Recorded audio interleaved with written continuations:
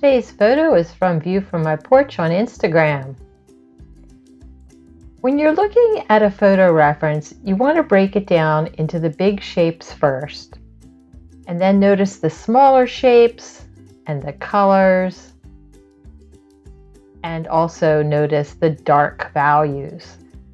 Once you've studied your photo, it's time to practice sketching. This is something I will do several times before I start any painting. I'll sketch it out, little mini sketches, and then I'll do these little mock-ups where I paint these little mini paintings too. Okay. The body is basically white, which we are using a very light gray and a very pale yellow to represent the white. You want to start with your lightest colors first. We're just trying to get in the major shapes and colors first, and then we'll add detail.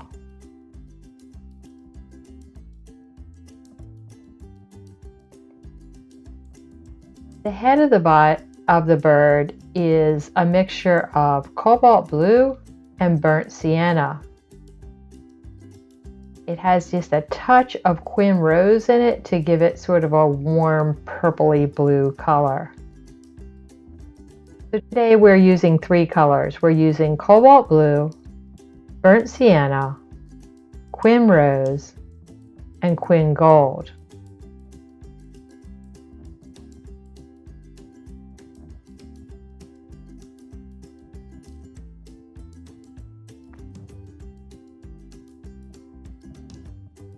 The darks in the bird are really just a more intense, less watery version of the blue. It's a mixture of the burnt sienna, the cobalt blue, and just a touch of the quin rose.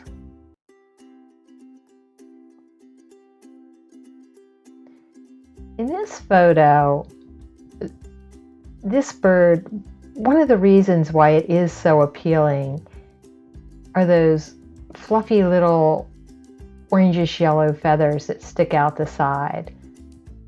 So when you're painting your bird, don't underplay those little side feathers. They're kind of what makes it so cute. Another important thing to notice is that that gold shows up again in between the eye and the beak, and I'm painting it in right now. You don't want to miss the fact that it's up there twice. Well, twice in the wings and also next to the beak.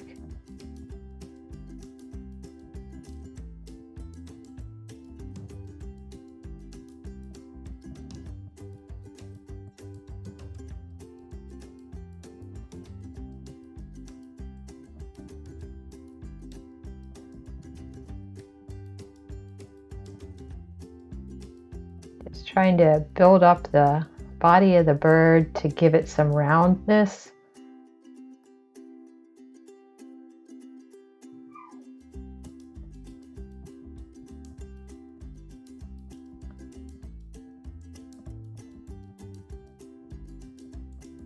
Adding in a few slightly darker brush strokes on the side.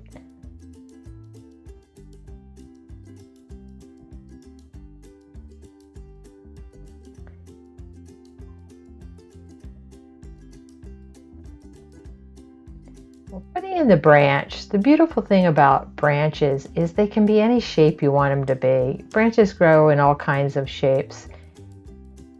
We're using a mixture of burnt sienna and cobalt blue for the branch. The important thing to notice about the branch is that the bottom of it is in shadow, so you want to run a dark line along the bottom of your branch while your watercolor is still wet so that it sort of bleeds and flows into it naturally.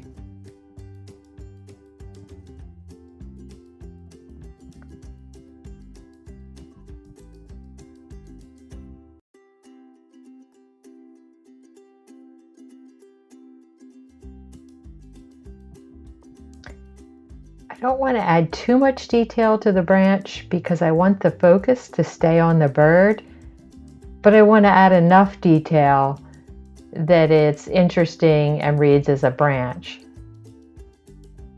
The tail feathers are also a mixture of the cobalt blue, the burnt sienna, and a little bit of the quin rose. Right there, I am taking a sharpened point. I sharpened the end of my brush, and I'm scratching into the wet paint. And the reason why I did that is because it'll create a dark line as it dries. The wet pigment will flow into that line I just scratched into the wet paint, and you'll get a very fine dark line there. You could also do that with a very fine brush. It's just another technique that you can use. It's important to remember that the bottom of the beak is darker than the top of the beak because it's in shadow, much like the bottom of the branch is in shadow, so it's darker. The bottom of the beak is also in shadow and darker.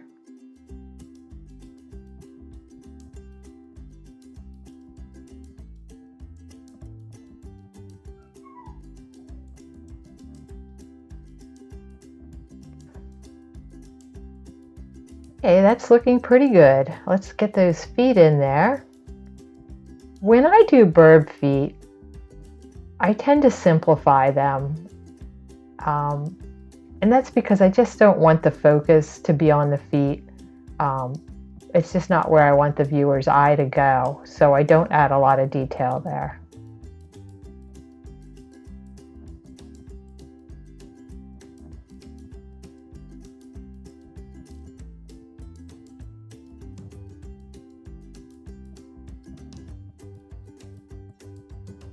Adding a little bit more darkness to the front of the head, which is helping to define it.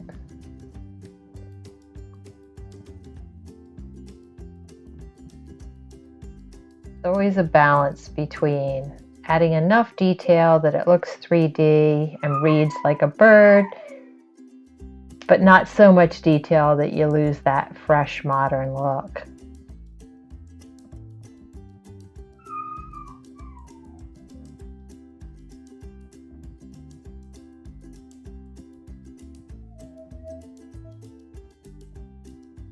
Right there, I am scratching out a little tiny white dot in the bird's eye. In any living creature, there's a little reflected fleck of light in the eye that kind of brings it to life. So it's a good thing to add just a little white dot in the eye. It's not usually in the very center of the eye. It's usually kind of at 3/4 or so.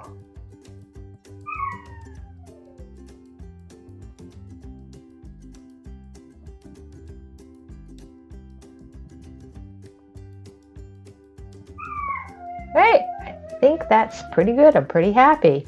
If you like this video, do me a favor and hit that subscribe button. And I'll see you in the next video. Thanks, guys.